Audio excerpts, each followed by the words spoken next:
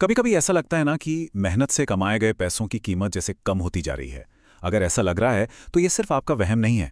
देखिए 2026 में एक बड़े ग्लोबल इकोनॉमिक क्रैश की बातें हो रही हैं और आज हम यही समझने वाले हैं कि इसका हमारी आपकी जेब पर क्या और कैसा असर पड़ सकता है। जरा सोचिए, दशकों से हम यही पढ़ते आए हैं कि बेरोजगारी कम होगी तो महंगाई बढ़ेगी। लेकिन आज टेक्नोलॉजी और ग्लोबलाइजेशन ने इस पूरे समीकरण को ही पलट कर रख दिया है। हम एक ऐसे अनजान आर्थिक दौर में कदम रख रहे हैं जहां कह सकते हैं पुराने नक्शे किसी काम के नहीं रहे।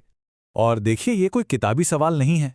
1930 की जो महामंदी थी, उसने पूरी पूरी पीढ़ियों की जिंदगी बदल कर रख दी थी। तो क्या इतिहास फिर से खुद को दोहराने वाला है? यही वो बड़ा सवाल है जो आज की हमारी पूरी बातचीत के सेंटर में है। इसे बेहतर तरीके से समझने के लिए सोचिए कि एक आर्थिक तूफान बन रहा है, और ये किसी एक वजह से नहीं हो रहा। नहीं, ये बढ़ती कीमतें, इंटरनेशनल टेंशन और बढ़ते कर्ज के बोझ का एक बहुत ही खतरनाक कॉम्बिनेशन है।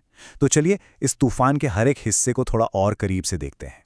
तो हमारा मकसद बिल्कुल सीधा सा है, इन उलझी हुई वजहों को आसान भाषा में समझना, ताकि हम सिर्फ चुपचाप देखते न रहें, बल्कि आने वाले टाइम के लिए सोच समझकर सही फैसले ले सकें। चलिए शुरू करते हैं। तो इस तूफान का सबसे पहला और कह सकते हैं सबसे बड़ा हिस्सा वो है महंगाई। एक ऐसी प्रॉब्लम जो इस वक्त शायद हर किसी की जेब पर सीधा असर डाल रही है।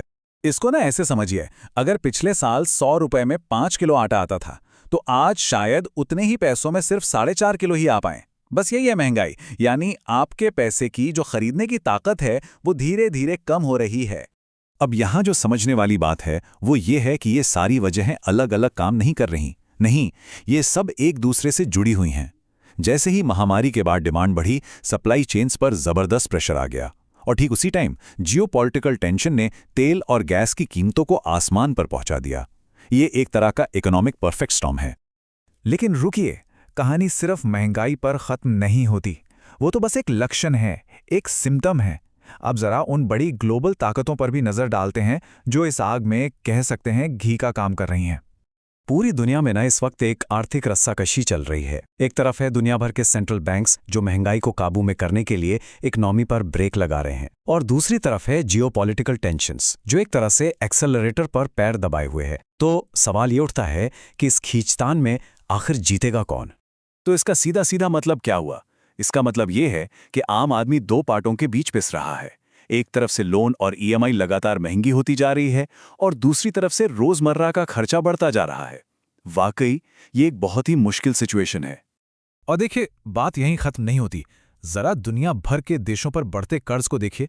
इसका मतलब ये हुआ कि सरकारों के पास एजुकेशन, हेल्थ या इंफ्रास्ट्रक्चर जैसी जरूरी चीजों पर खर्च करने के लिए पैसा कम हो जाता है, और इसका असर घूम फिरकर हम सब पर ही पड़ता है।